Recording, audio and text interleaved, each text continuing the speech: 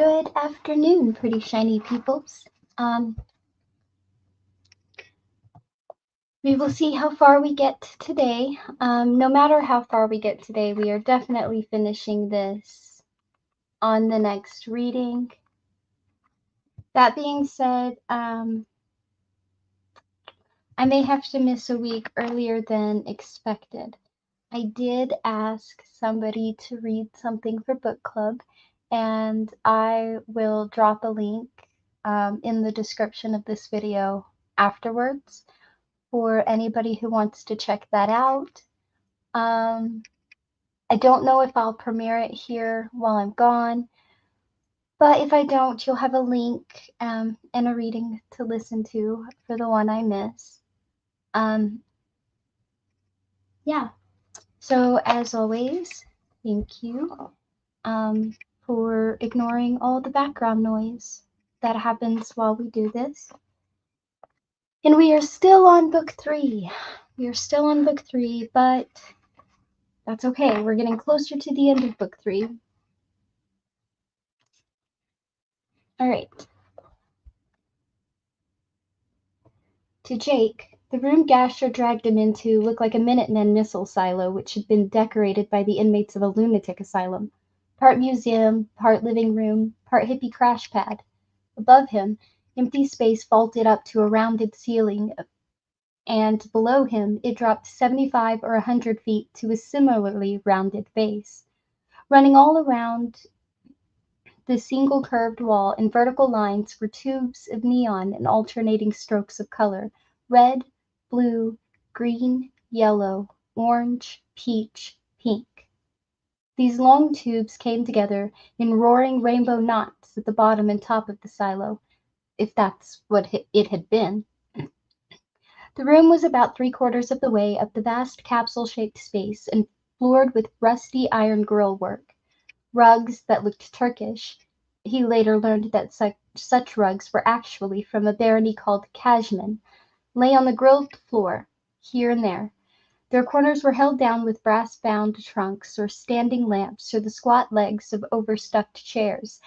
If not, they would have flapped like strips of paper tied to an electric fan. Because a steady warm draft rushed up from below. Another draft, this one issuing from a circular band of ventilators like the ones in the tunnel they had followed here, swirled about 4 or 5 feet above Jake's head.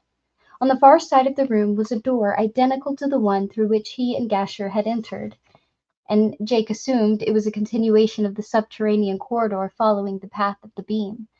There were half a dozen people in the room, 4 men and 2 women.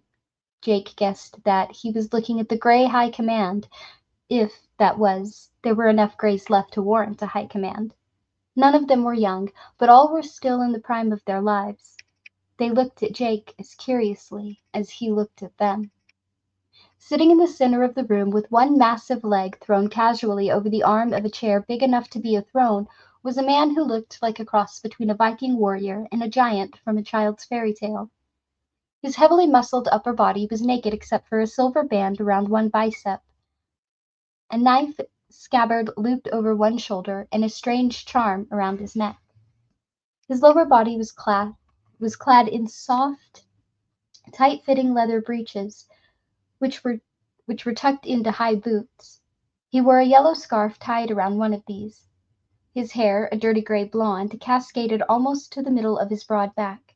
His eyes were as green and curious as the eyes of a tomcat who's old enough to be wise but not old enough to have lost that refined sense of cruelty which passes for fun in feline circles. Hung by its strap from the back of the chair was what looked like a very old machine gun.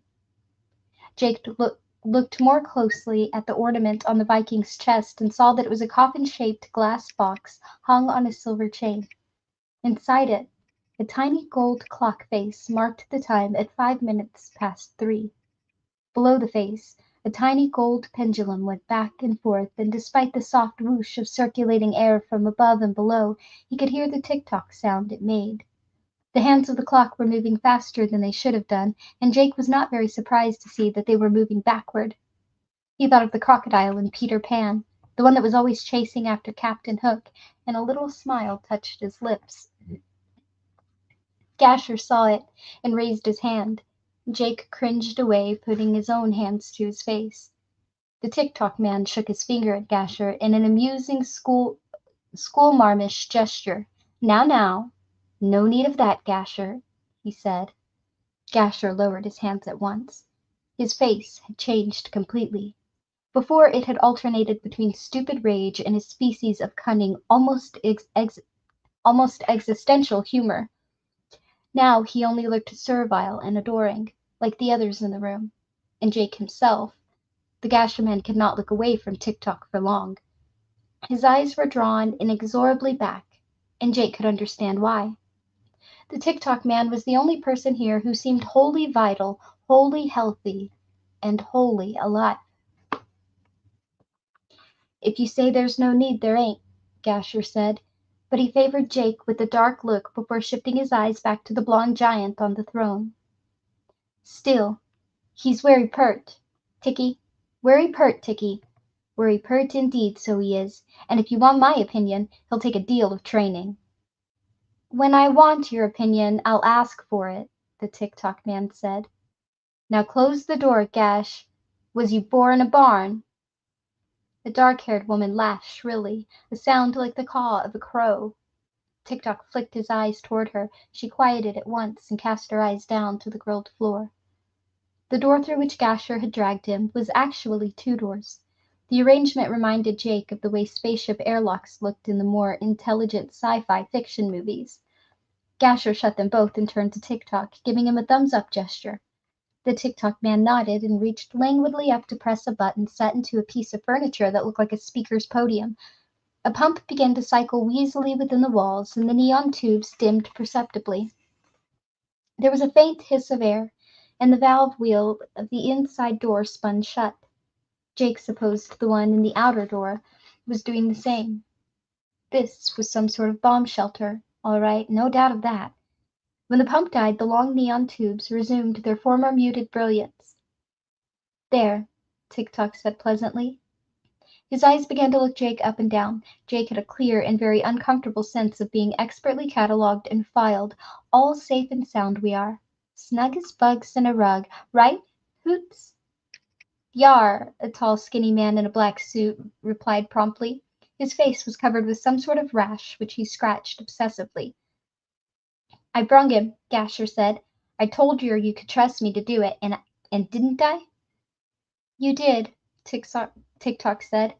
Bang on. I had some doubts about your ability to remember the password at the end there, but... The dark-haired woman uttered another shrill call.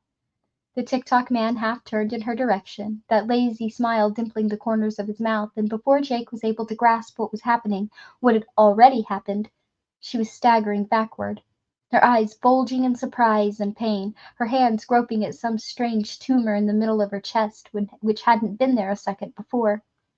Jake realized the TikTok man had made some sort of move as he was turning, a move so quick it had been no more than a flicker. The slim white hilt, which had protruded from the scabbard looped over the TikTok man's shoulder, was gone. The knife was now on the other side of the room, sticking out of the dark-haired woman's chest. TikTok had drawn and thrown with an uncanny speed Jake wasn't even sure Roland could match. It had been like some malign magic trick. The others watched silently as the woman staggered toward TikTok, gagging harshly, her hands wrapped loosely around the hilt of the knife. Her hip bumped one of the standing lamps, and the one called Hoots darted forward to catch it before it could fall. TikTok himself never moved. He only went on sitting with his legs tossed over the arm of his throne, watching the woman with his lazy smile. Her foot caught beneath one of the rugs, and she tumbled forward. Once more the TikTok man moved with that spooky speed, pulling back the foot which had been dangling over the arm of the chair, and then driving it forward again like a piston. It buried itself in the pit of the dark-haired woman's stomach, and she went flying backward. Blood spewed from her mouth and splattered the furniture. She struck the wall, slid down, and ended up sitting with her chin on her breastbone. To Jake, she looked like a movie Mexican taking a siesta against an adobe wall. It was hard for him to believe that she had gone from living to dead with such terrible speed. Neon tubes turned her hair into a haze that was half red and half blue.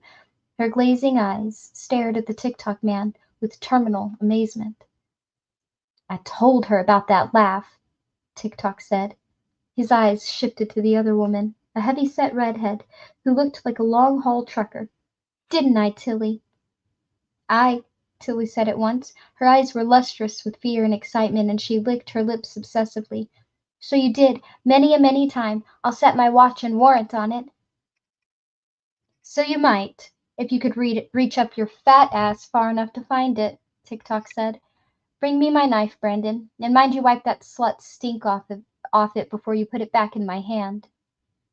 The short, bandy-legged man hopped to do as he had been bidden. The knife wouldn't come free at first. It seemed caught on the unfortunate dark-haired woman's breastbone.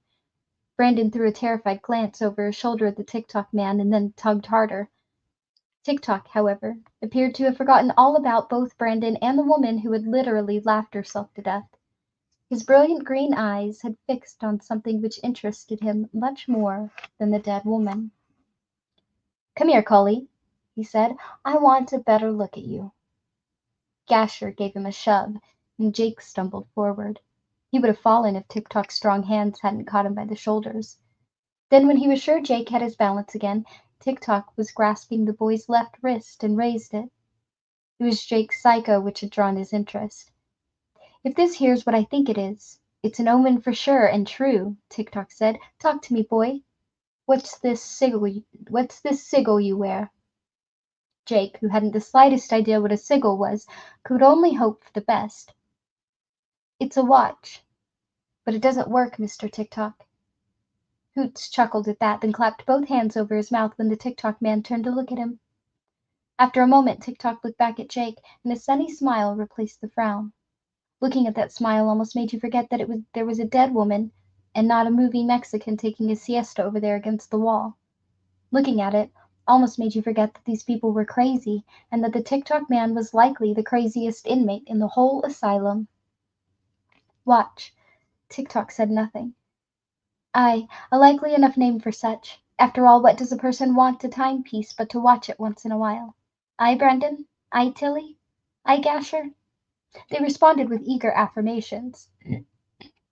The TikTok man favored them with his winning smile, then turned back to Jake again.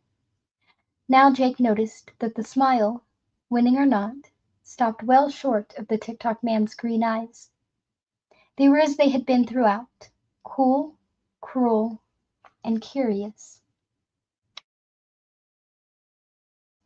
He reached a finger toward the psycho, which now proclaimed the time to be 91 minutes past 7 a.m. and p.m., and pulled it back just before touching the glass above the liquid crystal display.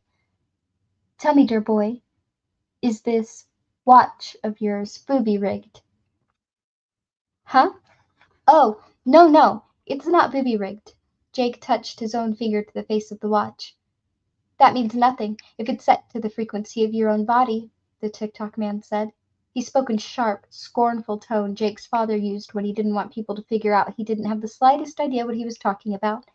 TikTok glanced briefly at Brandon, and Jake saw him weigh the pros and cons of making the bow-legged man his designated toucher.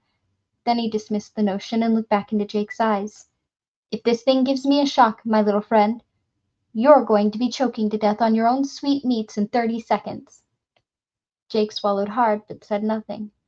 The TikTok man reached out his fingers again, and this time allowed it to settle on the face of the psycho. The moment that it did, all the numbers went to zeros, and then began to count upward again. TikTok's eyes had narrowed in a grimace of potential pain as he touched the face of the watch. Now their corners crinkled in the first genuine smile Jake had seen from him. He thought it was partly pleasure at his own courage, but mostly simple wonder and interest. "May I have it?" he asked Jake silkily, "as a gesture of your goodwill, shall we say? I am something of a clock fancier, my dear young Cully, so I am." "Be my guest." Jake stripped the watch off his arm at once and dropped it into the TikTok man's large, waiting palm. "Talks just a little, talks just like a little silk-arsed gentleman, don't he?" Gasher said happily. "In the old days, someone would have paid a very high price for the return of such as him. Ticky, aye, so they would. Why, your father died so blowed out rotten with the Mandarus that not even the dogs would eat him, the TikTok man interrupted. Now shut up.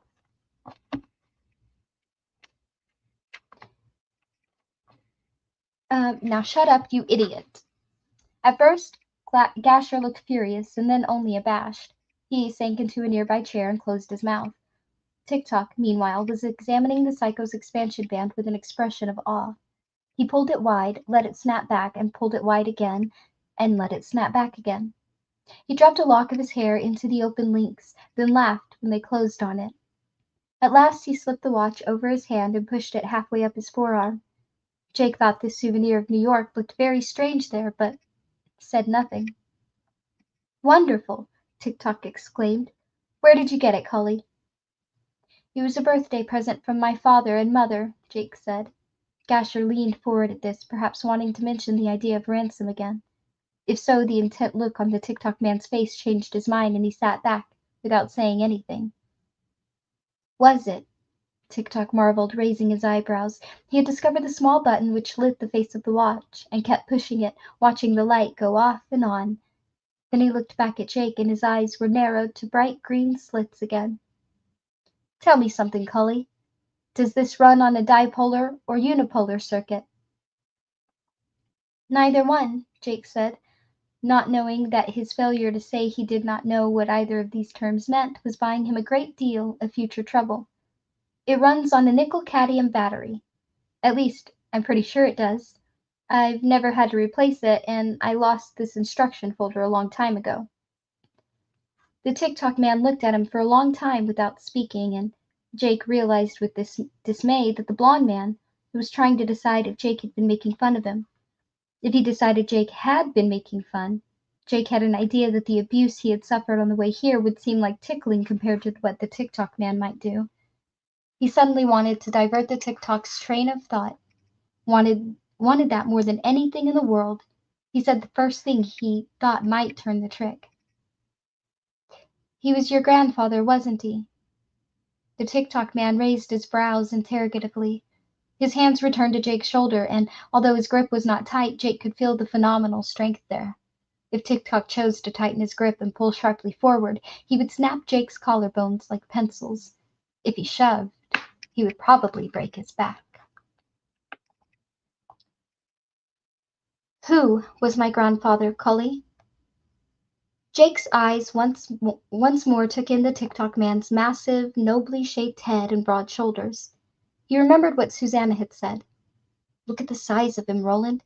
They must have had to grease him to get him into the cockpit. The man in the airplane, David Quick.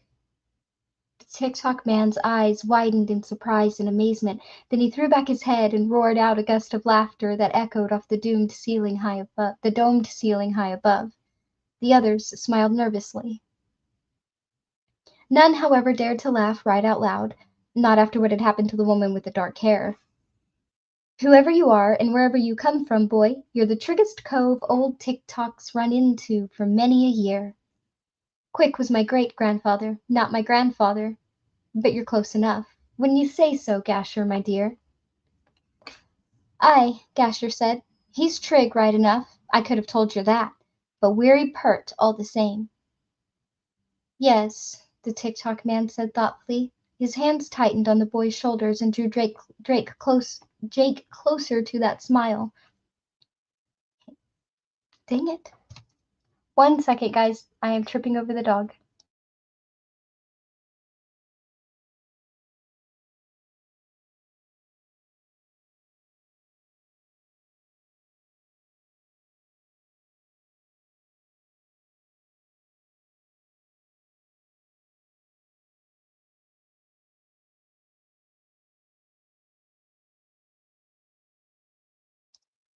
Okay, sorry about that.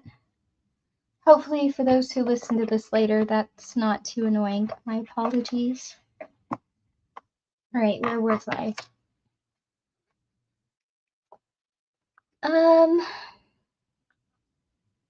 His hands tightened on the boy's shoulders and drew Jake closer to that smiling, handsome, lunatic face. I can see he's pert.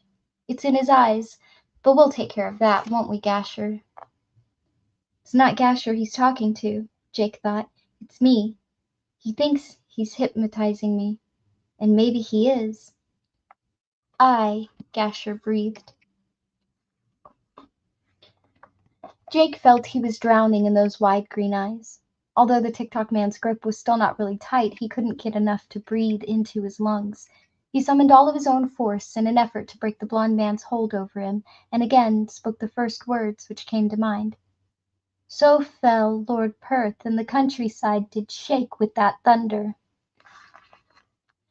It acted upon TikTok like a hard, open-handed blow to the face. He recoiled, green eyes narrowing, his grip on Jake's shoulder tightening painfully. What did you say? Where did you hear that? A little bird told me, Jake replied with calculated insolence, and the next instant he was flying across the room. If he had struck the curved wall head first, he would have been knocked cold or killed. As it happened, he struck one hip, rebounded, and landed in a heap on the iron grill work. He shook his head groggily, looked around, and found himself face to face with a woman who was not taking a siesta. He uttered a shocked cry and crawled away on his hands and knees. Hoots kicked him in the chest, flipping him onto his back, and Jake lay there gasping, looking up at the knot of rainbow colors where the neon tubes came together. A moment later, TikTok's face filled his field of vision. The man's lips were pressed together in a hard, straight line, his cheeks flared with color, and there was fear in his eyes. The coffin-shaped glass ornament he wore around his neck dangled directly in front of Jake's eyes, swinging gently back and forth on its silver chain, as if imitating the pendulum of the tiny grandfather clock inside. Gasher's right, he said. He gathered a handful of Jake's shirt into one fist and pulled him up. You're pert.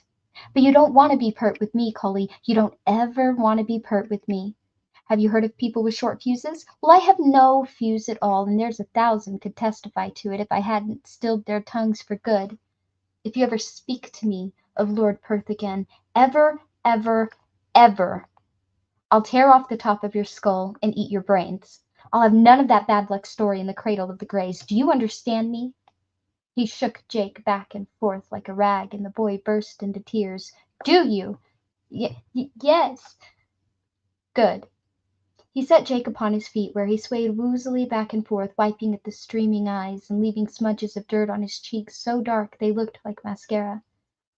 Now, my little Cole, we're going to have a question and answer session here. I'll ask the questions, and you'll give the answers. Do you understand?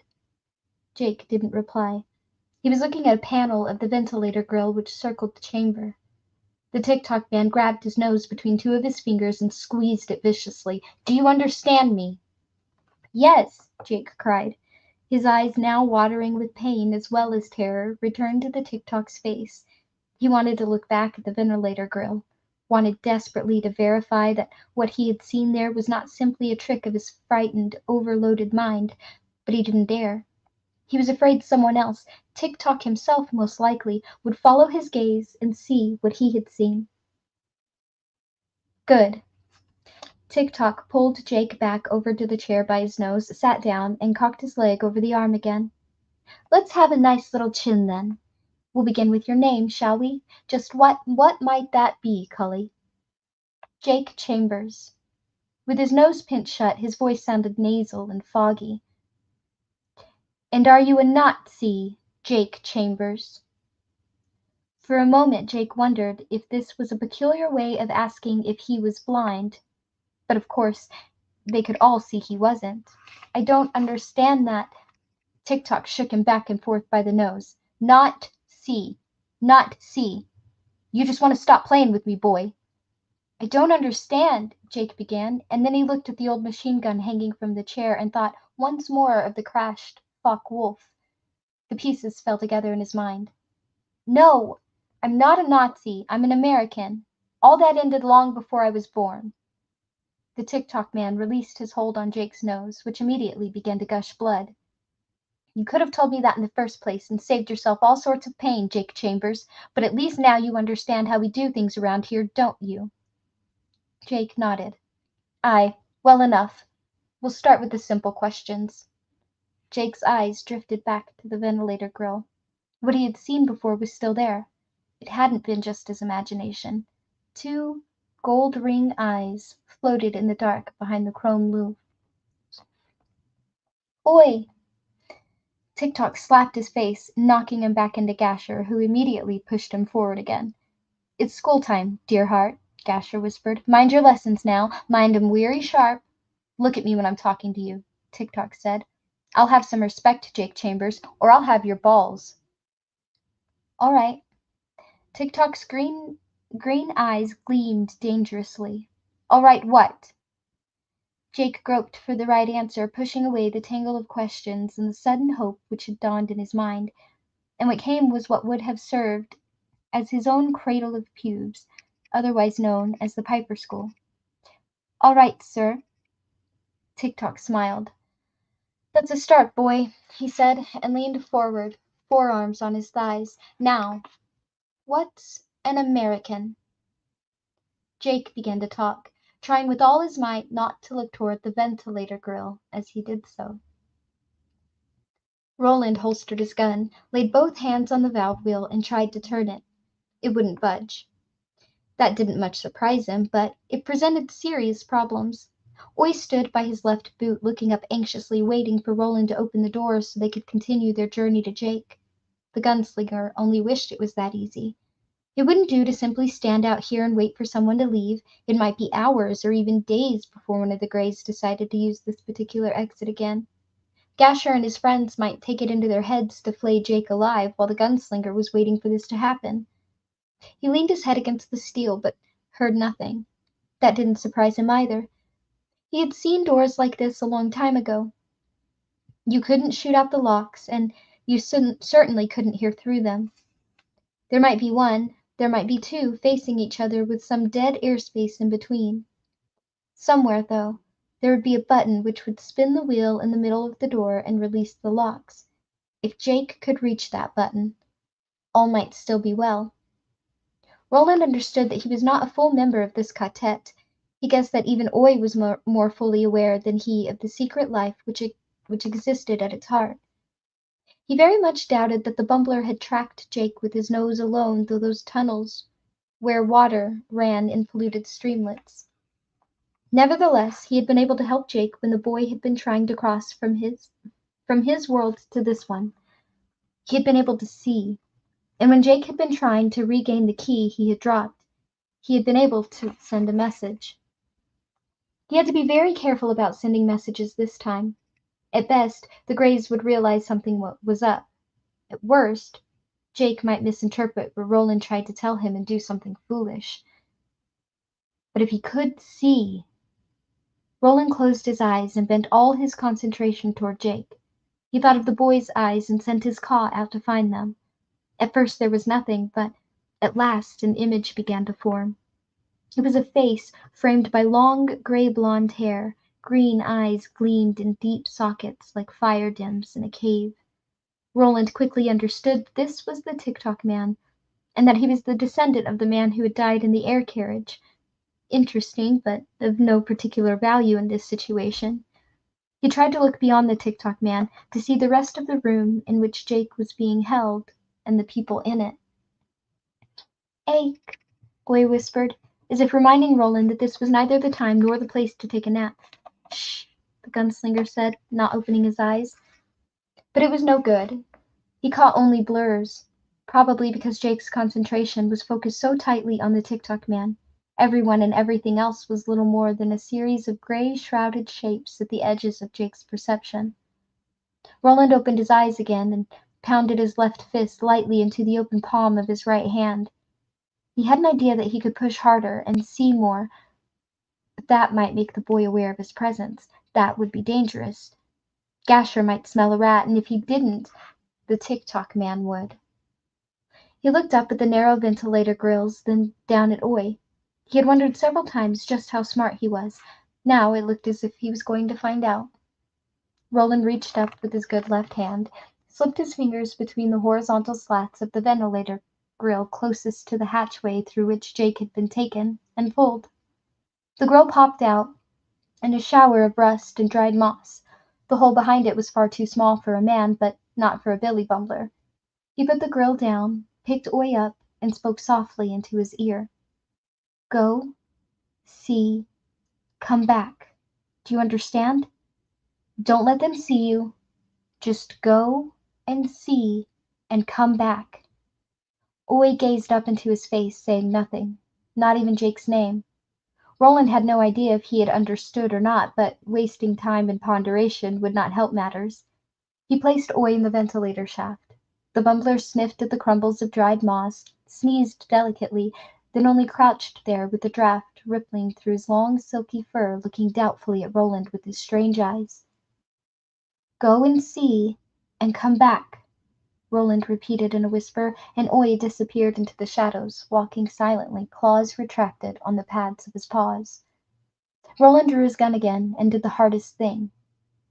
He waited. Oy returned less than 3 minutes later. Roland lifted him out of the shaft and put him on the floor. Oy looked at him with his long neck extended. How many, Oy? Roland asked. How many did you see? For a long moment he thought the bumbler wouldn't do anything except go on staring in his anxious way. Then he lifted his right paw tentatively into the air, extended the claws, and looked at it as if trying to remember something very difficult. At last, he began to tap on the steel floor. 1, 2, 3, 4, a pause. Then 2 more, quick and delicate. The extended claws clicking lightly on the steel. 5, 6. Oy paused a second time, head down, looking like a child lost in the throes of some titanic mental struggle. Then he tapped his claws one final time on the steel, looking up at Roland as he did it. 8. 6 grays, and Jake. Roland picked Oy up and stroked him. Good, he murmured into Oy's ear. In truth, he was almost overwhelmed with surprise and gratitude. He had hoped for something, but this careful response was amazing, and he had few doubts about the accuracy of the count. Good boy. Oy! Ake! Yes, Jake. Jake was the problem. Jake, to whom he had made a promise he intended to keep. The gunslinger thought deeply in his strange fashion, that combination of dry pragmatism and wild intuition which had probably come from his strange grandmother, Deidre the Mad, and had kept him alive all these years after his old companions had passed. Now he was depending on it to keep Jake alive, too. He picked Oy up again, knowing Jake might live. Might. But the bumbler was almost certainly going to die. He whispered several simple words into Oy's cocked ear, repeating them over and over. At last he ceased speaking and returned into the ventilator shaft. Good boy, he whispered. Go on now. Get it done. My heart goes with you. Oy, Art, Ake, the bumbler whispered, and then scurried off into the darkness again. Roland waited for all hell to break loose. Ask me a question, Eddie Dean of New York, and it better be a good one. If it's not, you and your woman are going to die no matter where you came from. And dear God, how did you respond to something like that? The dark red light had gone out. Now the pink one reappeared. Hurry, the faint little voice of little Blaine urged. He's worse than ever before. Hurry, or he'll kill you. Eddie was vaguely aware that flocks of disturbed pigeons were still swooping aimlessly through the cradle, and that some of them had smashed head first into the pillars and dropped dead on the floor. What does it want? Susanna hissed at the speaker, and the voice of little Blaine somewhere behind it. For God's sake, what does it want? No reply, and Eddie could feel any period of grace they might have started with slipping away. He thumbed at the Tocklitson and spoke with frantic vivacity as the sweat trickled down his cheeks and neck. Ask me a question. So, Blaine, what have you been up to these last few years? I guess you haven't been doing the old southeast run, huh? Any reason why not? Haven't been feeling up to snuff? No sound but the rustle and flap of the pigeons. In his mind he saw Artis trying to scream as his cheeks melted and his tongue caught fire. He felt the hair on the nape of his neck stirring and clumping together. Fear? or gathering electricity. Hurry, he's worse than ever before. Who built you anyway? Eddie asked, frantically thinking. If only I knew what the fucking thing wanted. Want to talk about that? Was it the Greys? Nah, probably the great old ones, right? Or... He trailed off. Now he could feel Blaine's silence as a physical weight on his skin, like fleshy, groping hands. What do you want? He shouted. Just what in the hell do you want to hear? No answer, but the buttons on the box were glowing an angry, dark red again, and Eddie knew their time was almost up. He could hear a low, buzzing sound nearby, a sound like an electrical generator, and he didn't believe that sound was just his imagination, no matter how much he wanted to think so. Blaine! Susanna shouted suddenly. Blaine, do you hear me? No answer. And Eddie felt the air was filling up with electricity as a bowl under a tap fills up with water. He could feel it crackling bitterly in his nose with every breath he took, could feel his feelings buzzing like angry insects. Blaine, I've got a question, and it is a pretty good one. Listen. She closed her eyes for a moment, fingers rubbing frantically at her temples, and then opened her eyes again. There's a thing that nothing is, and yet it has a name. 'Tis sometimes tall, and sometimes short. She broke off and stared at Eddie with wide, agonized eyes. Help me, I can't remember how the rest of it goes. Eddie only stared at her, as if she had gone mad. What in the name of God was she talking about? Then it came to him, and it made a weirdly perfect sense, and the rest of the riddle clicked into his mind as neatly as the last two pieces of a jigsaw puzzle. He swung toward the speaker again. It joins our talks, it joins our sport, and plays at every game. What is it? That's our question, Blaine. What is it? The red light illuminating the command and enter buttons below the diamond of numbers blinked out.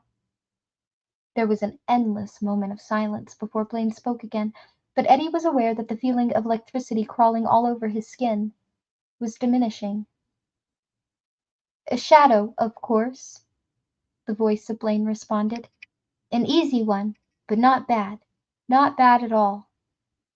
The voice coming out of the speaker was animated by a thoughtful quality, and something else as well. Pleasure. Longing? Eddie couldn't quite decide, but he did know there was something in that voice that reminded him of little Blaine. He knew something else as well. Susanna had saved their bacon, at least for the time being. He bent down and kissed her cold, sweaty brow. Do you know any more riddles? Blaine asked.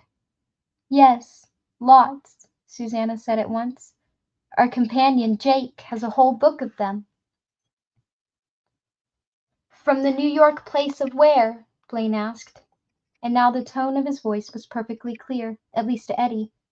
Blaine might be a machine, but Eddie had been a heroin junkie for 6 years, and he knew stone greed when he heard it. From New York, right, he said, but Jake has been taken prisoner. A man named Gasher took him. No answer, and then the buttons glowed that faint rosy pink again.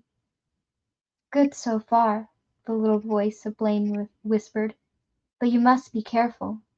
He's tricky. The red lights appeared at once. Did one of you speak? Blaine's voice was cold, and Eddie could have sworn it was so suspicious. He looked at Susanna.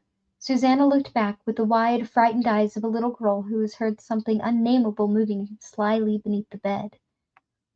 I cleared my throat, Blaine, Eddie said. He swallowed an armed sweat from his forehead. I'm shit. Tell the truth and shame the devil. I'm scared to death. That is very wise of you.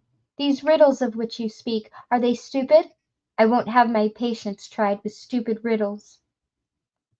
Most are smart, Susanna said, but she looked anxiously at Eddie as she said it. You lie. You do not know the quality of these riddles at all. How can you say voice analysis, frictive patterns, and Diphthong, stress, emphasis provide a reliable quotient of truth-untruth. Predictive reliability is 97% plus or minus 0.5%. The voice fell silent for a moment, and when it spoke again, it did so in a menacing drawl that Eddie found very familiar. It was the voice of Humphrey Bogart. I suggest you stick to what you know, sweetheart. The last guy that tried shading the truth with me wound up at the bottom of the Sind in a pair of cement cowboy boots. Christ, Eddie said. We walked 400 miles or so to meet the computer version of Rich Little.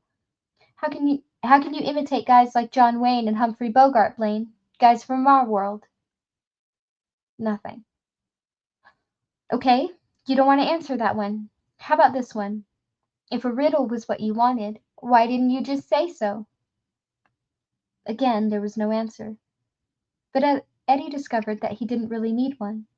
Blaine liked riddles, so he had asked them one. Susanna had solved it. Eddie guessed that if she'd failed to do so, the two of them would now look like a couple of giant economy-sized charcoal briquettes lying on the floor of the Cradle of Lud. Blaine? Susanna asked uneasily. There was no answer. Blaine, are you still there? Yes. Tell me another one. When is a door not a door? Eddie asked. When it's ajar. You'll have to do better than that if you really expect me to take you somewhere. Can you do better than that? If Roland gets here, I'm sure we can, Susanna said. Regardless of how good the riddles in Jake's book may be, Roland knows hundreds. He actually studied them as a child. Having said this, she realized she could not conceive of Roland as a child. Will you take us, Blaine? I might, Blaine said, and Eddie was quite sure he had heard a dim thread of cruelty running through that voice. But you'll have to prime the pump to get me going, and my pump primes backward. Meaning what? Eddie asked, looking through the bars at the smooth pink line of Blaine's back, but Blaine did not reply to this or any other questions they asked. The bright orange lights stayed on, but both Big Blaine and Little Blaine seemed to have gone into hibernation. Eddie, however, knew better. Blaine was awake. Blaine was watching them. Blaine was listening to their frictive patterns and diphthong stress emphasis. He looked at Susanna. You'll have to prime the pump, but my pump primes backwards, he said bleakly. It's a riddle, isn't it? Yes, of course. She looked at the triangular window, so like a half-lidded mocking eye, and then pulled him close so she could whisper in his ear. It's totally insane, Eddie. Schizophrenic, paranoid, probably delusional as well. Tell me about it, he breathed back. What we've got here is a lunatic genius ghost in the computer monorail that likes riddles and goes faster than the speed of sound. Welcome to the fantasy version of One Flew Over the Cuckoo's Nest. Do you have any idea what the answer is? Eddie shook his head. You? A little tickle, way back in my mind. False light, probably. I keep thinking about what Roland said. A good riddle is always sensible and always solvable. It's like a magician's trick. Misdirection. She nodded. Go fire another shot, Eddie. Let him know we're still here. Yeah. Now if we could only be sure they're still there.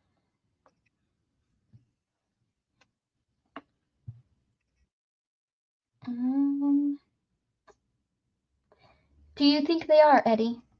Eddie had started away and he spoke without stopping or looking back. I don't know. That's a riddle not even Blaine could answer. Could I have something to drink? Jake asked. His voice came out sounding furry and nasal. Both his mouth and the tissues in his abused nose were swelling up. He looked like someone who'd gotten the worst of it in a nasty street fight. Oh, yes, Tick-Tock replied judiciously. You could. I'd say you certainly could. We have lots to drink. Don't we, Copperhead?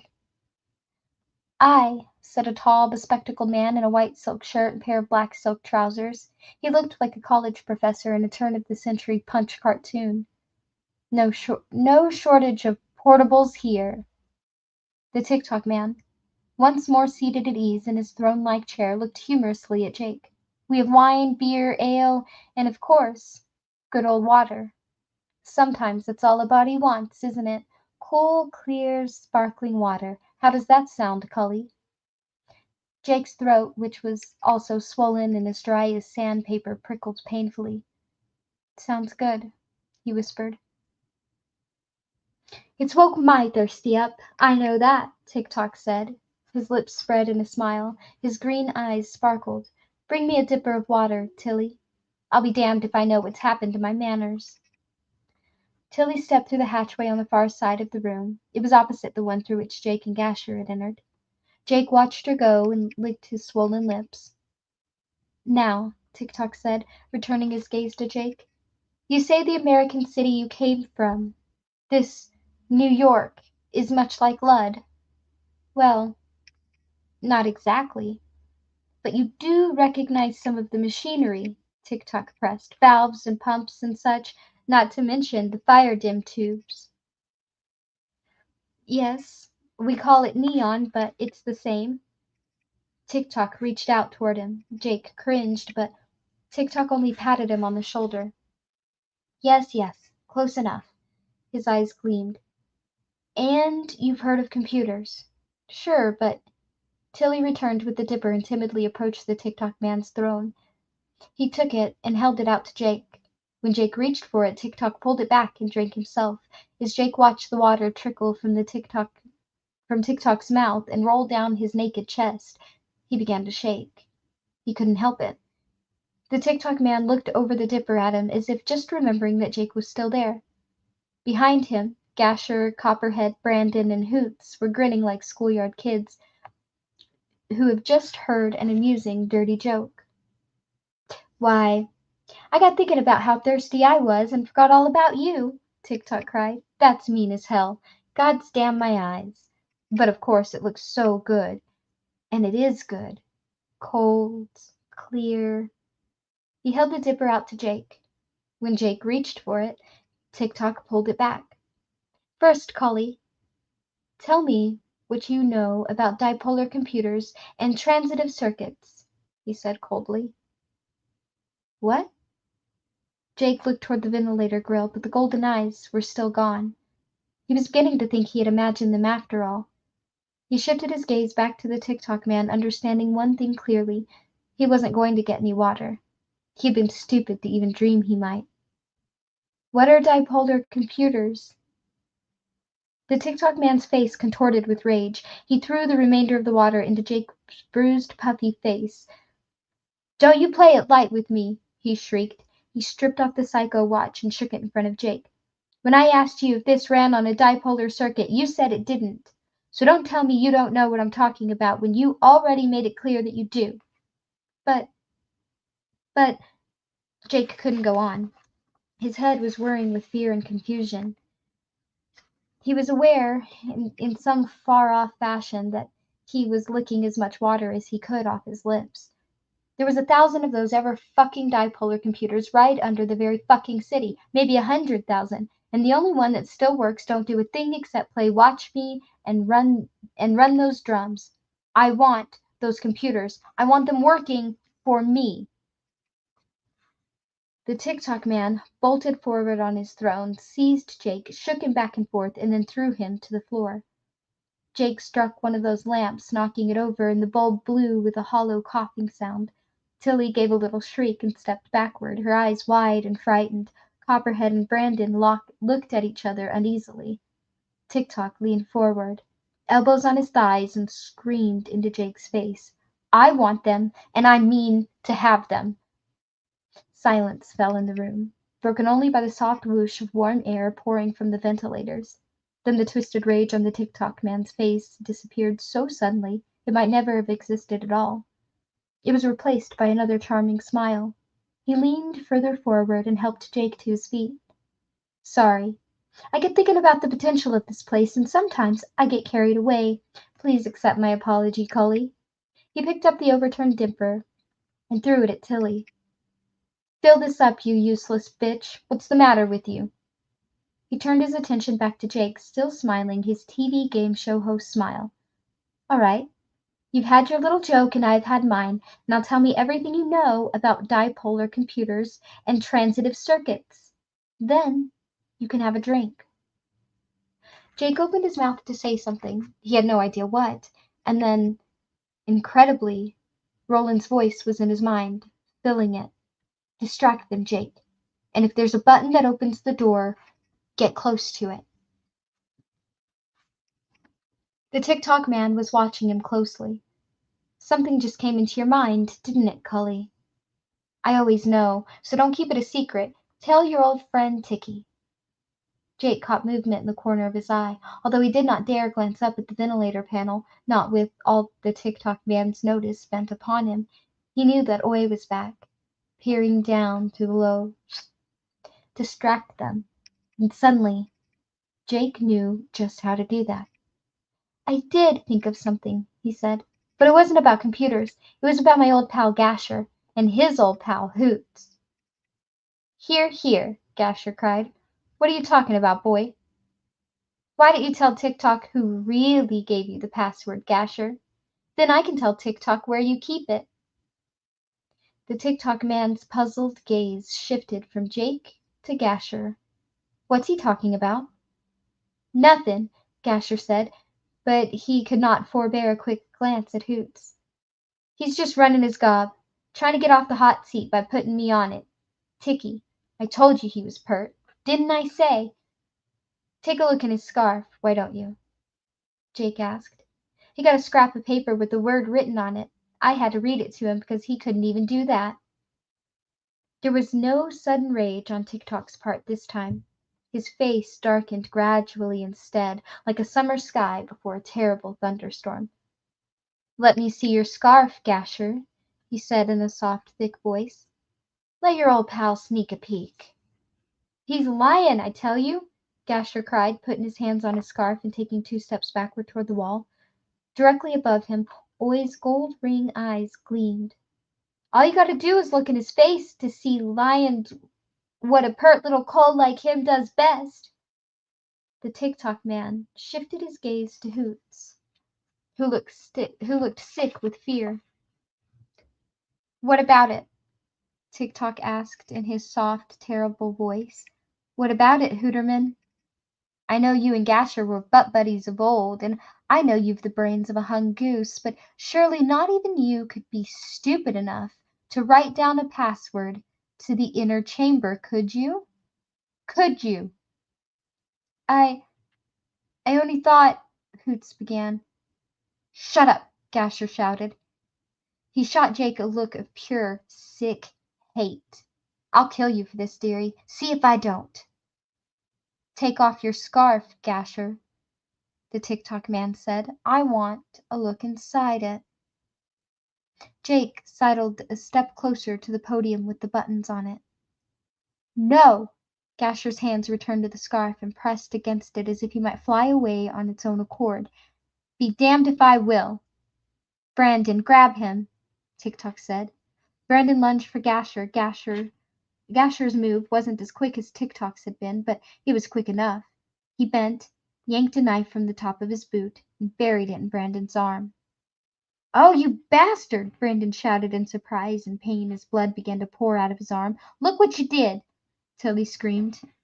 "Do I have to do everything around here myself?" TikTok shouted, more exasperated than angry, it seemed, and rose to his feet.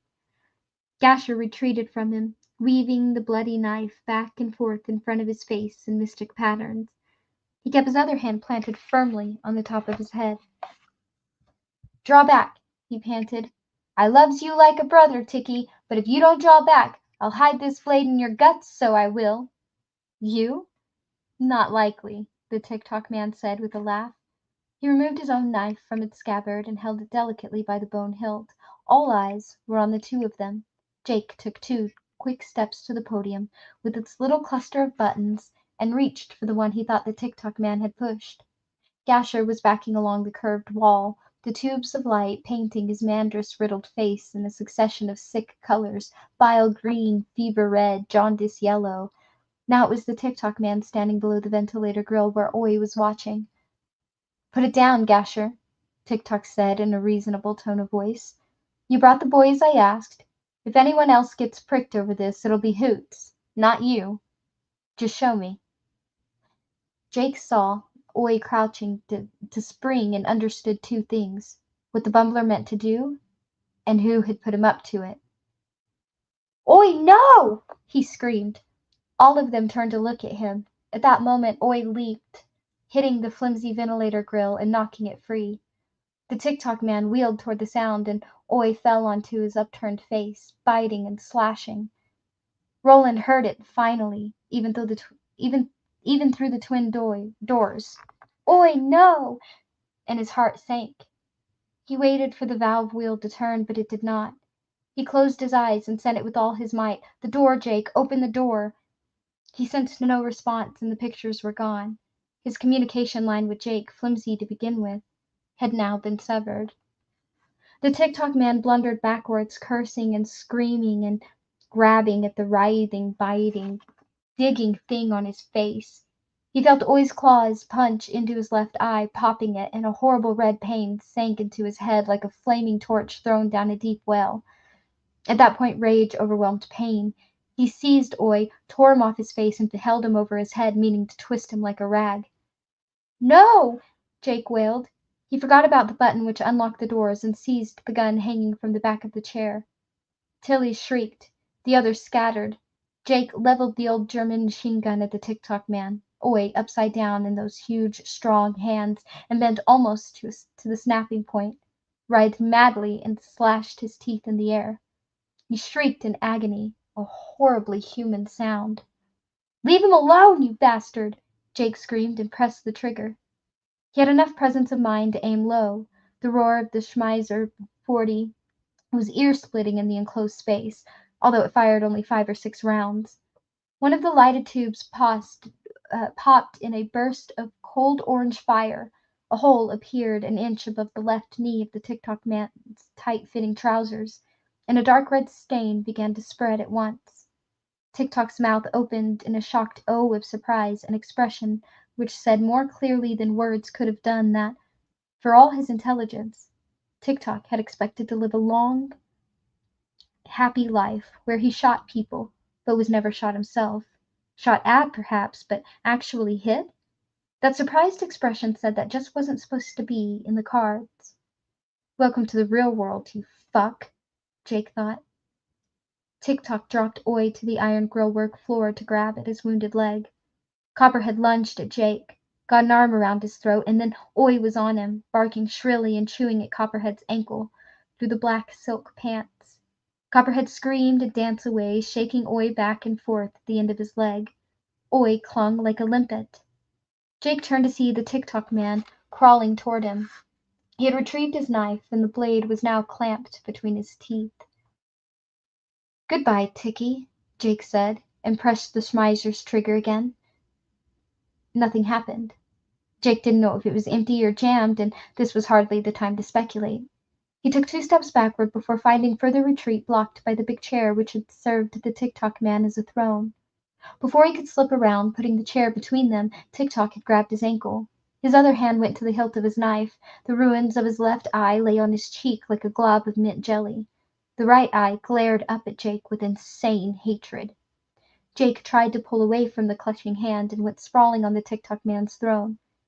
His eye fell on a pocket which had been sewn into the right arm's rest.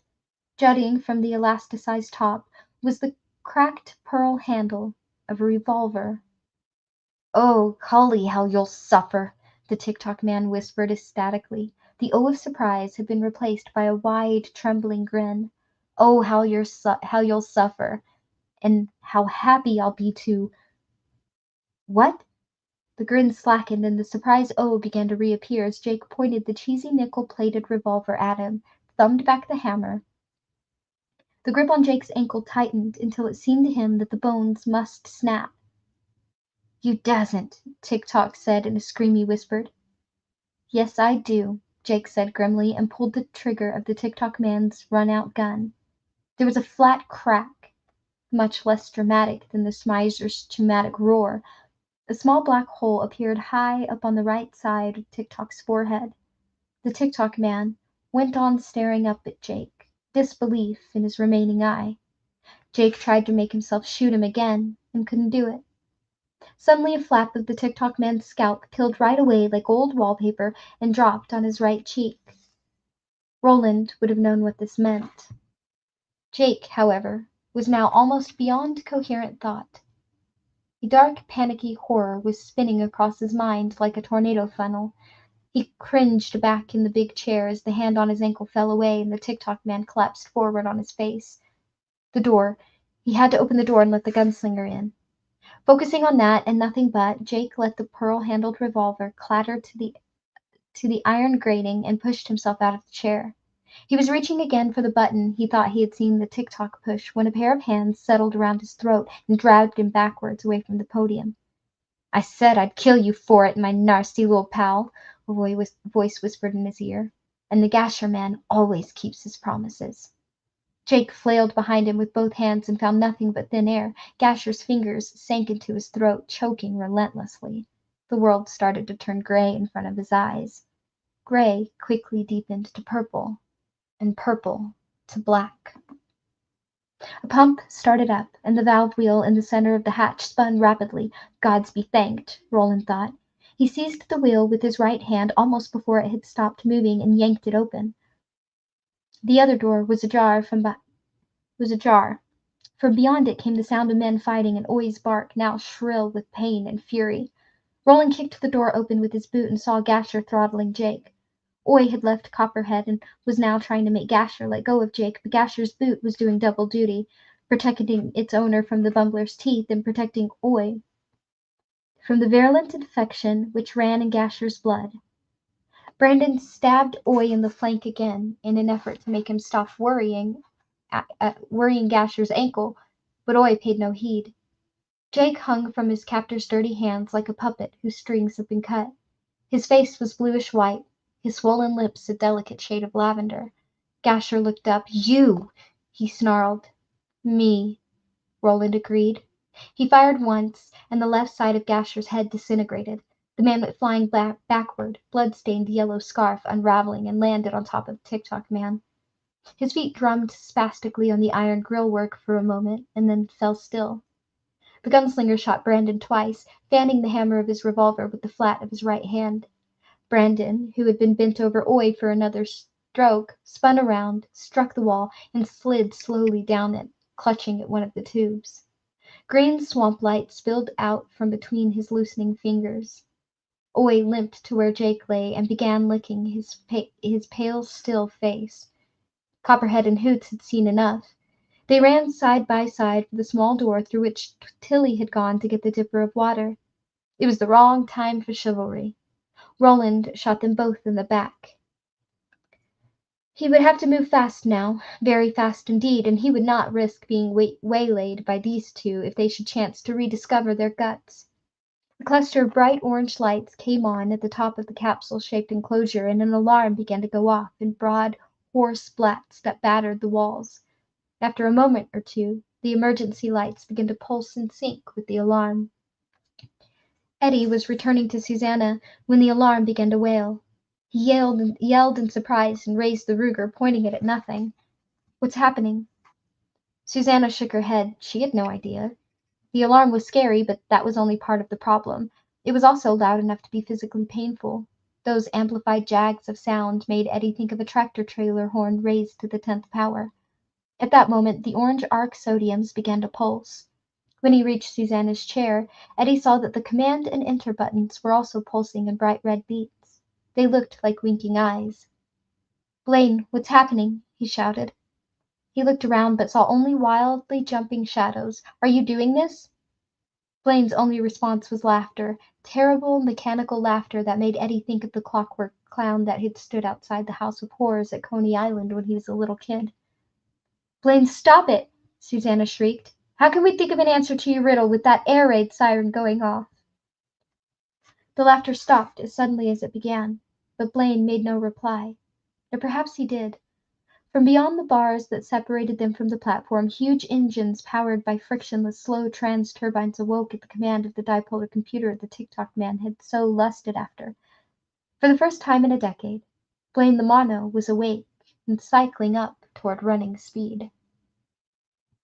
The alarm, which had indeed been built to warn Ludd's long-dead residents of an impending air attack, and which had not even been tested in almost 1,000 years, blanketed the city with the sound.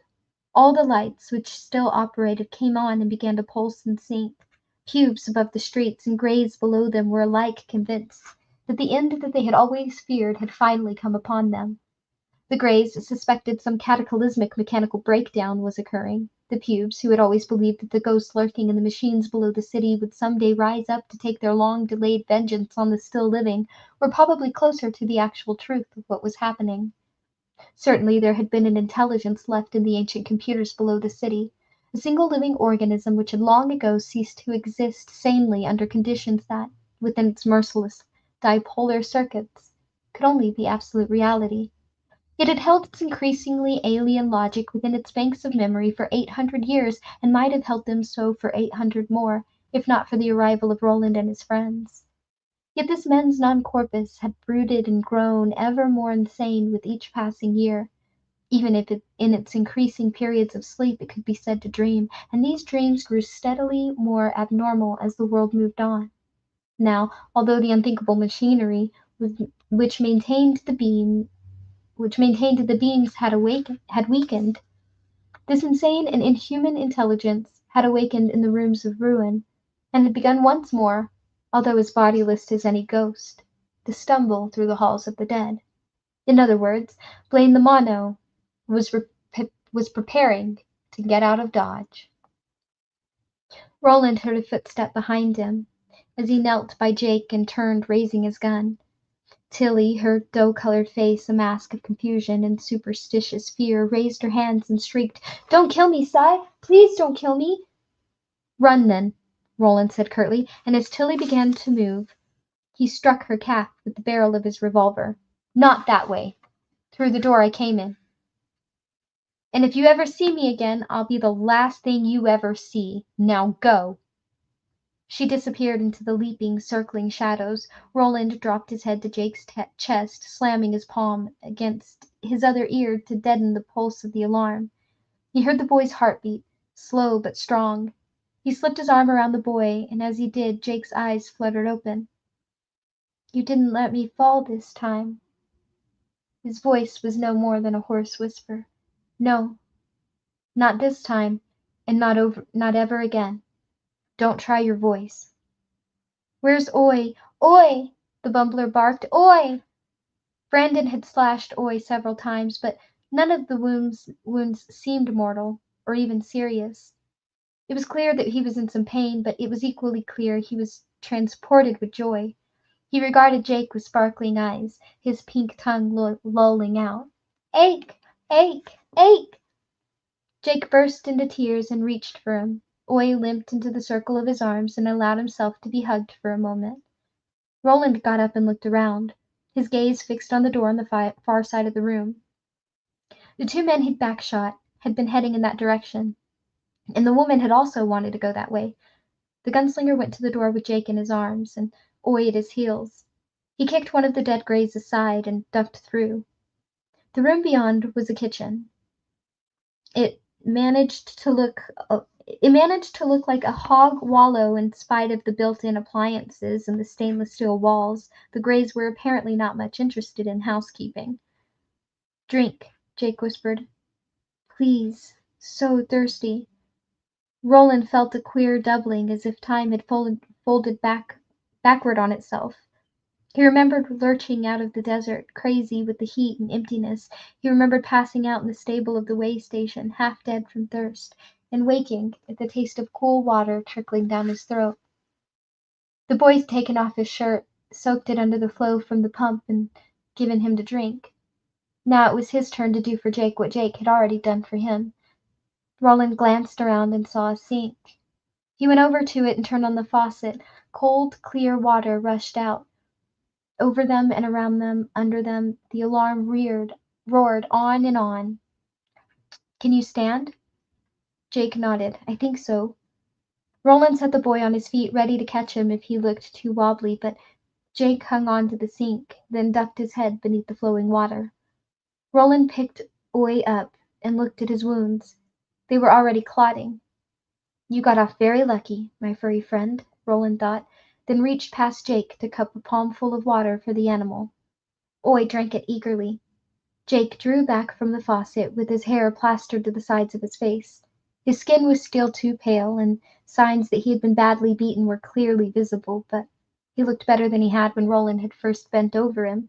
For one terrible moment, the gunslinger had been positive Jake was dead.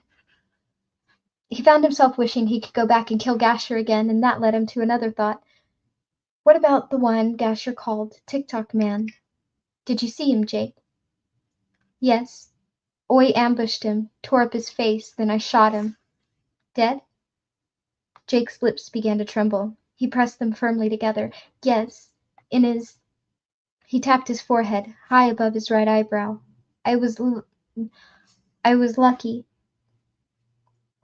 Roland looked at him appraisingly, then slowly shook his head. You know, I doubt that. But never mind now, come on. Where are we going? Jake's voice was still a little more than a husky murmur, and he kept looking past Roland's shoulder toward the room where he had almost died. Roland pointed across the kitchen. Beyond another hatchway. The corridor continued. That'll do for a start. Gunslinger! A voice boomed from everywhere. Roland wheeled around, one arm cradling Oy and the other around Jake's shoulders, but there was no one to see.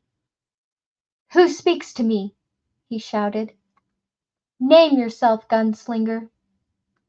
Roland of Gilead, son of Stephen. Who speaks to me? Gilead is no more, the voice mused, ignoring the question. Roland looked up and saw patterns of concentric rings in the ceiling. The voice was coming from those. No gunslinger has walked in-world or mid-world for almost 300 years. I and my friends are the last. Jake took Oy from Roland. The bumbler at once began to lick the boy's swollen face. His gold-ringed eyes were full of adoration and happiness. It's Blaine, Jake whispered to Roland, isn't it? Roland nodded. Of course it was. But he had an idea that there was a great deal more to Blaine than just a monorail train. Boy, are you Jake of New York? Jake pressed closer to Roland and looked up at the speakers. Yes, he said, that's me. Jake of New York, son of Elmer. Do you still have the Book of Riddles, the one which I have been told? Jake reached over his shoulder. An expression of dismayed recollection filled his face, and his fingers touched nothing but his own back. When he looked at Roland again, the gunslinger was holding his pack out toward him, and although the man's narrow, finely carved face was as expressionless as ever, Jake sensed the ghost of a smile lurking at the corner of his mouth. You'll have to fix the straps, Roland said as Jake took the pack. I made them longer. But Riddle-de-Dum? Roland nodded. Both books are still in there. What you got, little pilgrim? The voice inquired in a leisurely drawl. Cripes, Jake said. It can see us as well as hear us, Roland thought, and a moment later he spotted a small glass eye in one corner, far above a man's normal line of sight. He felt a chill slip over his skin, and he knew from both the troubled look on Jake's face and the way the boy's arms had tightened around Oy that he wasn't alone in his unease. The voice belonged to a machine, an incredibly smart machine, a playful machine, but there was something very wrong with it, all the same. The book, Jake said. I've got the riddle book. Good. There was an almost human satisfaction in that voice. Really excellent. A scuffy, bearded fellow suddenly appeared in the doorway on the far side of the kitchen. A blood-stained, dirt-streaked yellow scarf flapped from the newcomer's upper arm. Fires in the walls, he screamed. In his panic, he seemed not to realize that Roland and Jake were not part of this miserable subterranean quartet. Smoke on the lower levels. People killing themselves. Something's gone wrong. Hell, everything's gone wrong. We gotta... The door of the oven suddenly popped open like an unhinged jaw. A thick beam of blue-white fire shot out and engulfed the scruffy man's head. He was driven backward with his clothes in flames and his skin boiling on his face. Jake stared up at Roland, stunned and horrified. Roland put an arm about the boy's shoulders. He interrupted me, the voice said. That was rude, wasn't it? Yes, Roland said calmly. Extremely rude.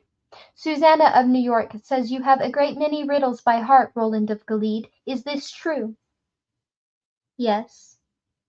There was an explosion in one of the rooms opening off this arm of the corridor, and the floor shuddered beneath their feet, and voices screamed in a jagged chorus. The pulsing lights and the endless blatting siren faded momentarily, then came back strong. A little skein of bitter, acrid smoke drifted from the ventilators. Oy got a whiff and sneezed. "Tell me one of your riddles, Gunslinger," the voice invited. It was serene and untroubled, as if they were all sitting together in a peaceful village square somewhere instead of beneath a city that seemed on the verge of ripping itself apart. Roland thought for a moment, and what came to mind was Cuthbert's favorite riddle. "All right, Blaine," he said. "I will. What's better than all the gods and worse than old man Splitfoot? Dead people eat it always, live people who eat it die slow."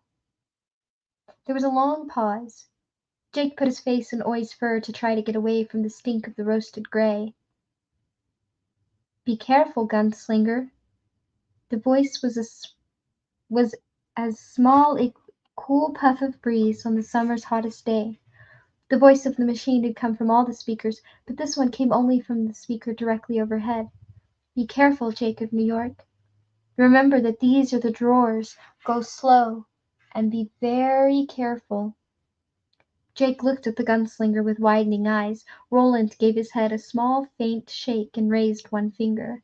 He looked as if he was scratching the side of his nose, but that finger also lay across his lips, and Jake had an idea Roland was actually telling him to keep his mouth shut. "A clever riddle," Blaine said at last. There seemed to be a real admiration in its voice. "The answer is nothing, is it not?" "That's right," Roland said. "You're pretty clever yourself, Blaine." When the voice spoke again, Roland heard what Eddie had heard already, a deep and ungovernable greed. "Ask me another." Roland drew a deep breath. "Not just now." "I hope you are not refusing me, Roland, son of Stephen, for that is also rude, extremely rude." "Take us to our friends, and help get us out of Lud," Roland said. "Then there will be time for riddling." "I could kill you where you stand," the voice said, and now it was as cold as winter's darkest day. "Yes," Roland said, "I'm sure you could. But the riddles would die with us." "I could take the boy's book." "Thieving is ruder than either refusal or interruption," Roland remarked.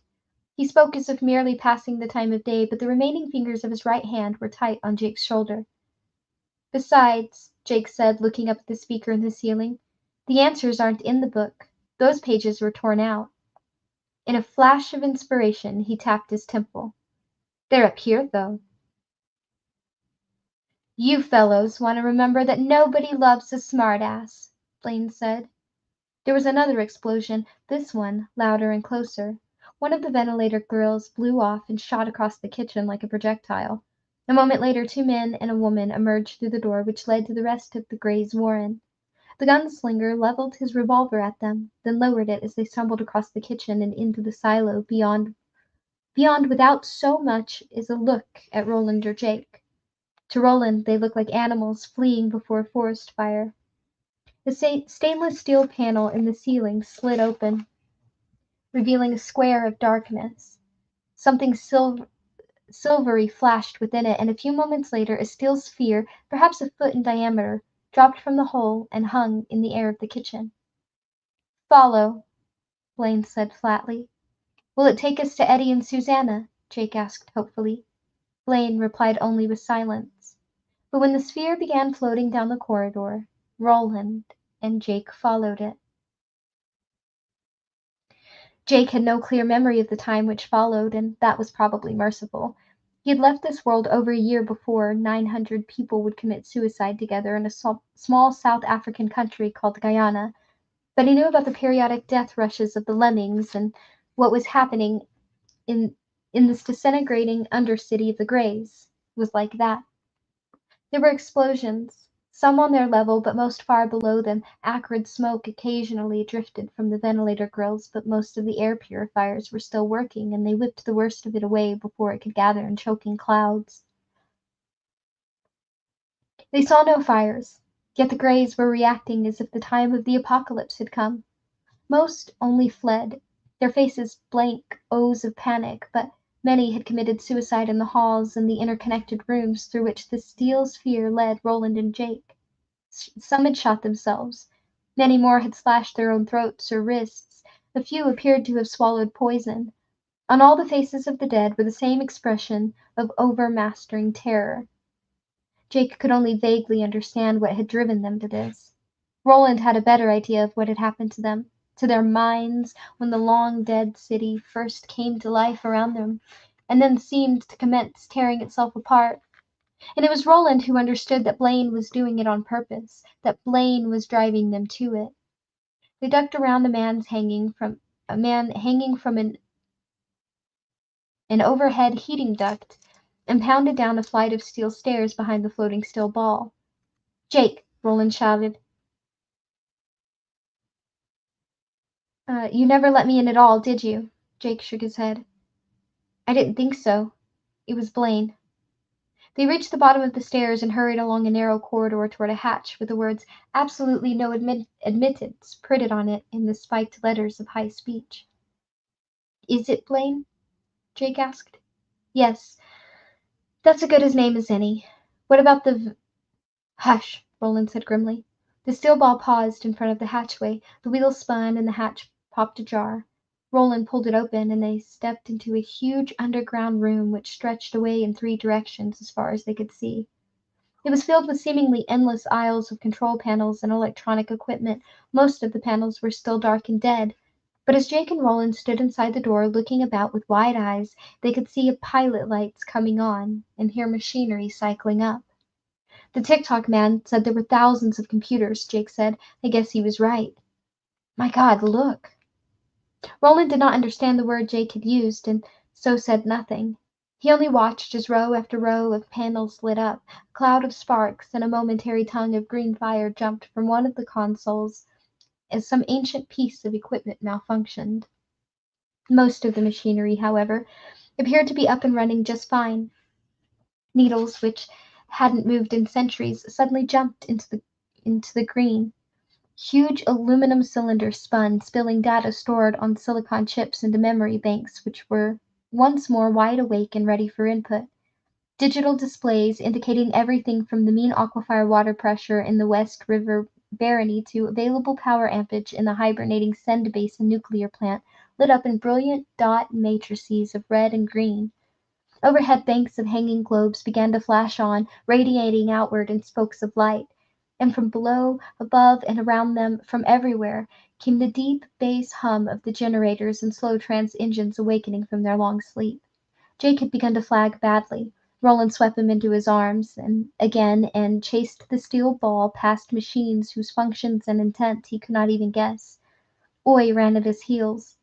The ball banked left, and the aisle in which they now found themselves ran between banks of TV monitors, thousands of them stacked in rows like a child's building blocks.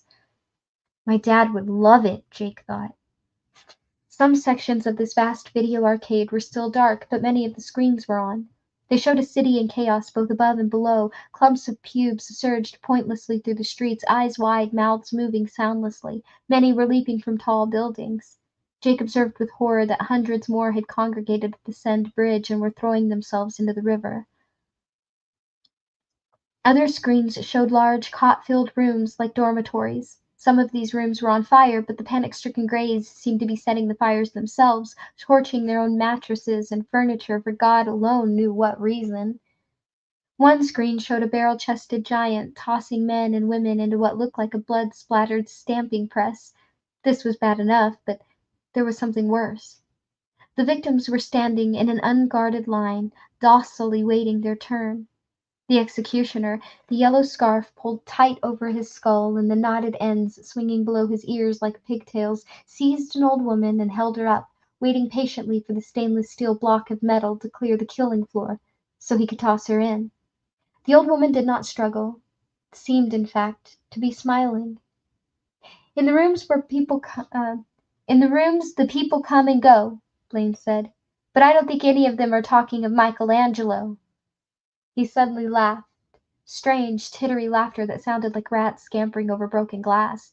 The sound sent chills chasing up Jake's neck. He wanted nothing at all to do with an intelligence that laughed like that, but what choice did they have?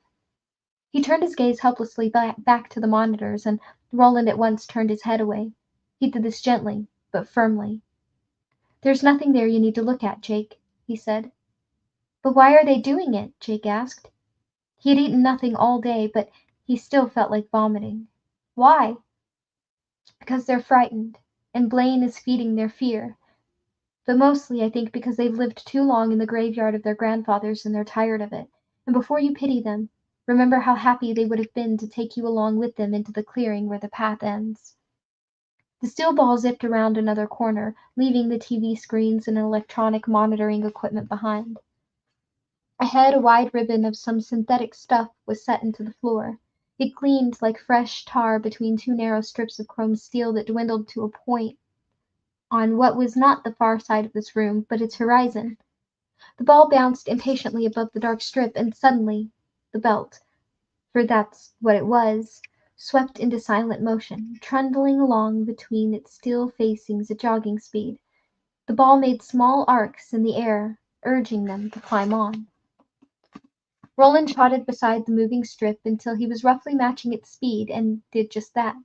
He set Jake down, and the three of them, Gunslinger Boy and Golden-eyed Bumbler, were carried rapidly across the shadowy underground plain where the ancient machines were awakening. The moving strip carried them into an area of what looked like filing cabinets, row after endless row of them. They were dark but not dead. A low, sleeping, humming sound came from within them, and Jake could see hairline cracks of bright yellow light shining between the steel panels. He suddenly found himself thinking of Tick-Tock Man.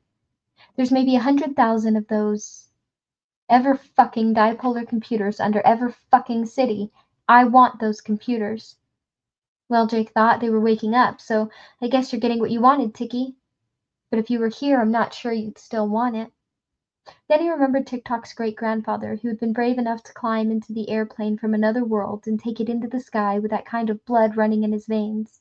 Jake supposed Tick-Tock, far from being frightened to the point of suicide, would have been delighted by this turn of events. And the more people who killed themselves in terror, the happier he would have been. Too late now, Ticky, he thought. Thank God. Roland spoke in a soft, wondering voice. All these boxes. I think we're riding through the mind of the thing that calls itself Blaine, Jake. I think we're riding through its mind. Jake nodded and found himself thinking of Final Fantasy. Blaine the brain is a hell of a pain. Yes. Jake looked closely at Roland. Are we going to come out where I think we're going to come out? Yes, Roland said. If we're still following the path of the beam, we'll come out in the cradle. Jake nodded. Roland? What? Thanks for coming after me. Roland nodded and put an arm around Jake's shoulders. Far ahead of them, huge monitors rumbled to life. A moment later, a heavy grinding sound began, and new light, the harsh glow of orange arc sodiums, flooded down on them. Jake could now see the place where the moving belt stopped.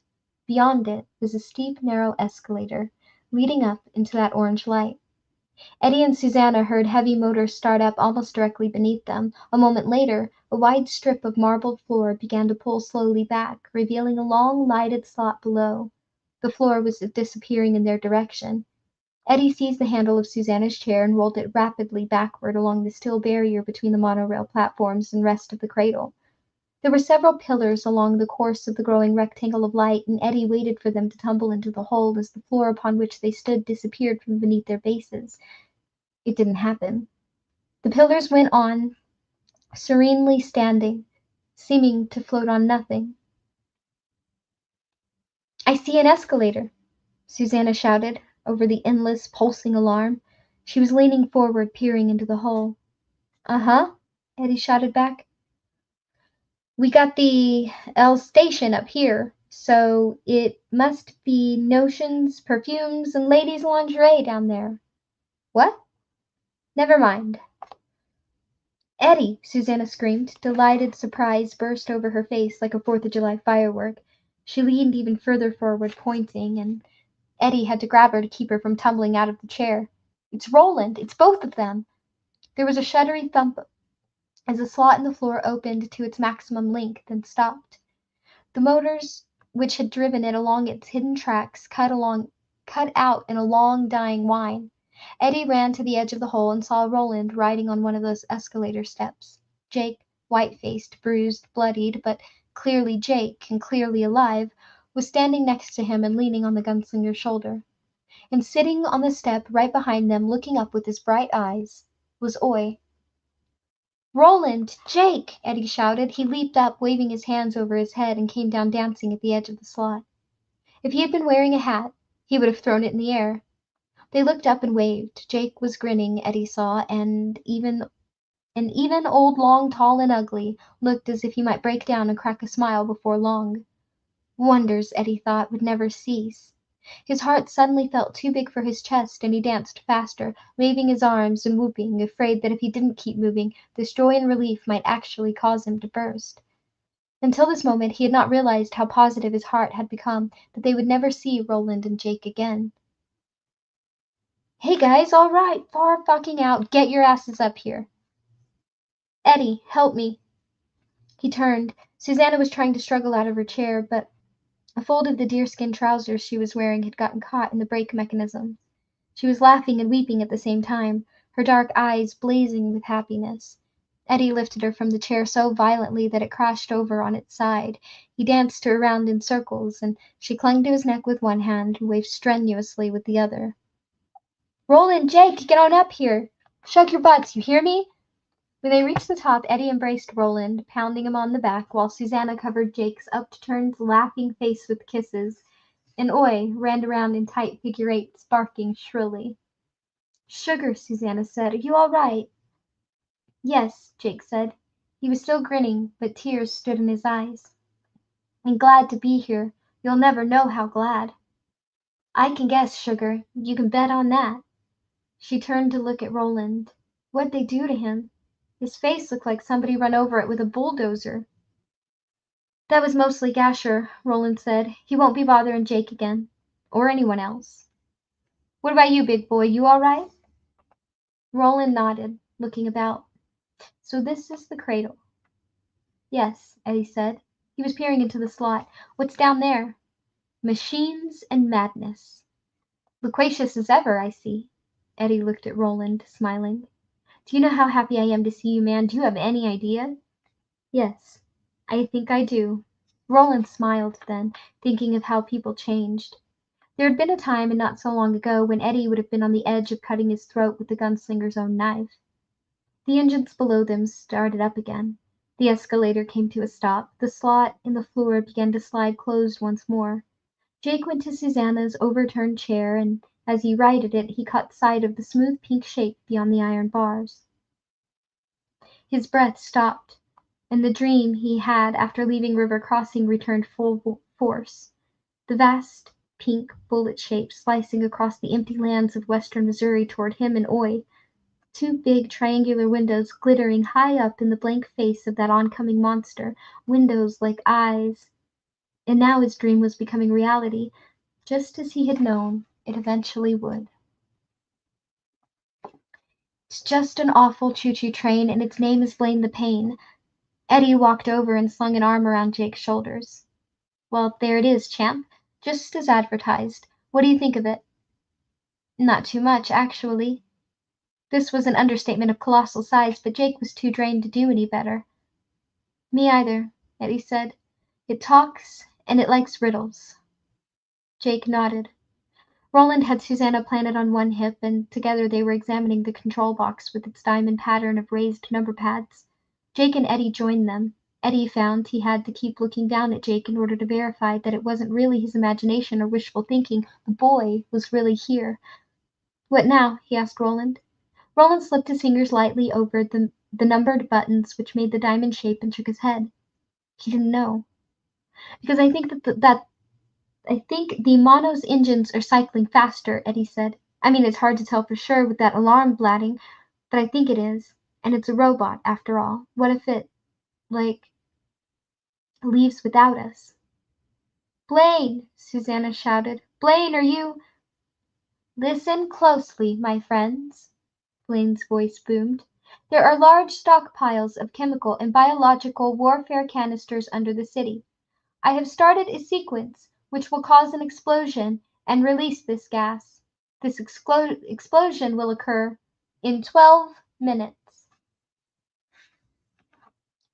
Eddie ignored.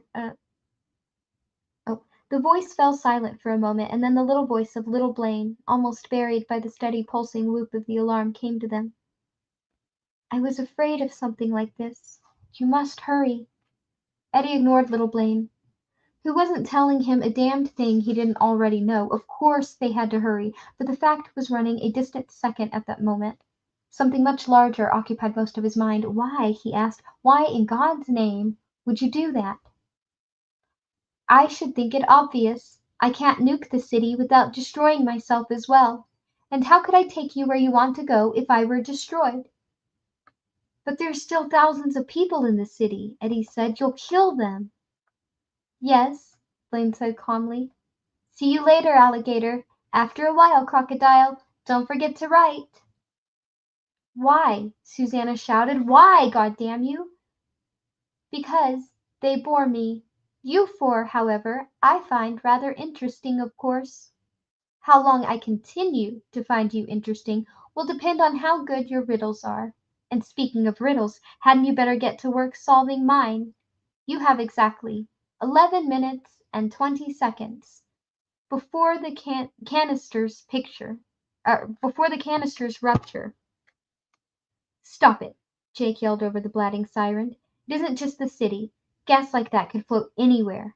It could even kill the old people in River Crossing. Tough titty, said the kitty, Blaine responded unfeelingly. Although I believe they can count on measuring out their lives in coffee spoons for a few more years. The autumn storms have begun, and the prevailing winds will carry the gases away from them. The situation of you four is, however, very different. You better put on your thinking caps, or it's see you later, alligator. After while, crocodile. Don't forget to write. The voice paused. One piece of additional input. This gas is not painless. Take it back, Jake said. We'll still tell you the riddles, won't we, Roland? We'll tell all the riddles you want. Just take it back.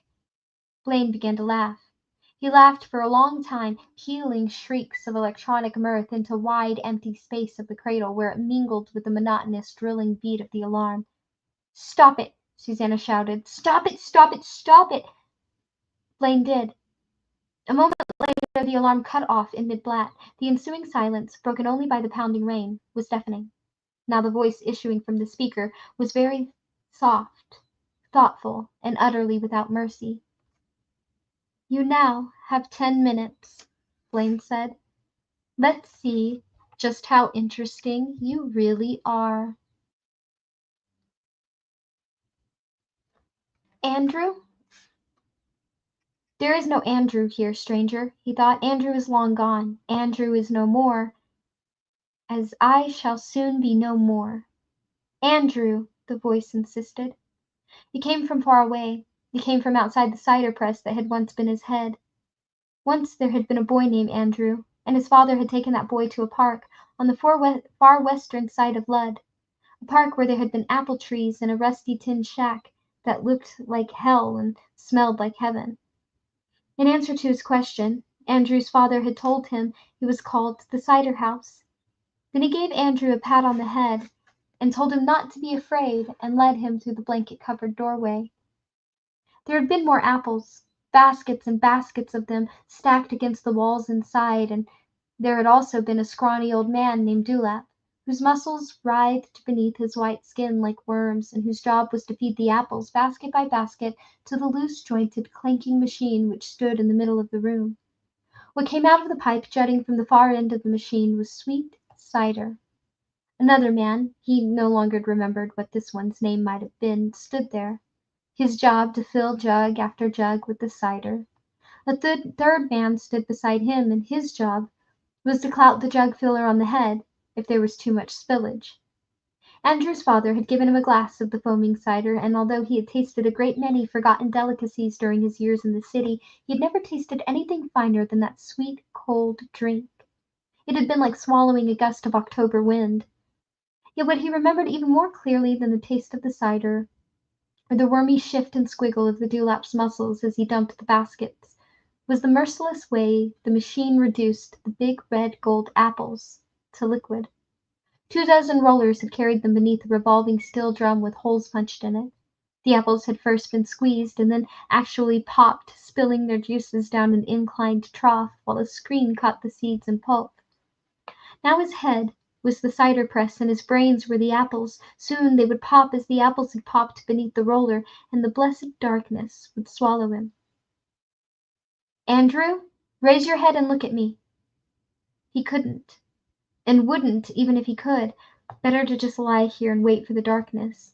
He was supposed to be dead anyway. Hadn't the hellish squint put a bullet in his brain? It didn't go anywhere near your brain, you horse's ass, and you're not dying. You've just got a headache. You will die, though, if you don't stop lying there and pooling in your own blood. And I'll make sure, Andrew, that your dying makes you what you're feeling now seems like bliss. It was not the threats which caused the man on the floor to raise his head, but rather the way the owner of the penetrating, hissing voice seemed to have read his mind. His head came up slowly, and the agony was excruciating. Heavy objects seemed to go sliding and careening around the bony case which contained what was left of his mind, ripping bloody channels through his brain as they went. A long, syrupy moan escaped him. There was a flapping, tickling sensation on his right cheek, as if 12 flies were crawling in the blood there. He wanted to shoo them away, but he knew that he needed both hands just to support himself. The figure standing on the far side of the room by the hatch which led to the kitchen looked ghastly and real. This was partly because the overhead lights were still strobing, partly because he was seeing the newcomer with only one eye. He couldn't remember what happened to the other and didn't want to, but he had an idea it was mostly because the creature was ghastly and unreal. It looked like a man, but the fellow who had once been Andrew Quick had an idea it wasn't really a man at all. The stranger standing in front of the hatch wore a short, dark jacket, belted at the waist, faded denim trousers, and old, dusty boots, the boots of a countryman or range rider or a gunslinger, Andrew? The stranger asked and tittered. The Tick-Tock man stared desperately at the figure in the doorway, trying to see the face, but the short jacket had a hood and it was up. The stranger's countenance was lost in its shadows. The siren stopped in mid-whoop. The emergency lights stayed on, but they at least stopped flashing. There, the stranger said in his, or its, whispery, penetrating voice, at least we can hear ourselves think. Who are you? The Tick-Tock man asked. He moved slightly, and more of those weights went sliding through his head, ripping fresh channels in his brain. As terrible as that feeling was, the awful tickling of the flies on his right cheek was somehow worse. I'm a man of many handles, pardner, the man said from inside the darkness of his hood, and although his voice was grave, Tick-Tock heard laughter lurking just below the surface. There's some that call me Jimmy, and some that call me Timmy, some that call me Handy, and some that call me Dandy. They can call me loser, or they can call me winner, just as long as they don't call me in too late for dinner. The man in the doorway threw back his head, and his laughter chilled the skin of the wounded man's arms and back into lumps of goose flesh. It was like the howl of a wolf. I have been called the ageless stranger, the man said. He began to walk toward Tick-Tock, and as he did, the man on the floor moaned and tried to scrabble backwards. I've also been called Merlin, or Merlin, and who cares, because I was never that one, although I never denied it either. I'm sometimes called the magician or the wizard. But I hope we can go forward together on more humble terms, Andrew, more human terms. He pushed back the hood, revealing a fair, broad-browed face that was not, for all its pleasant looks, in any way human.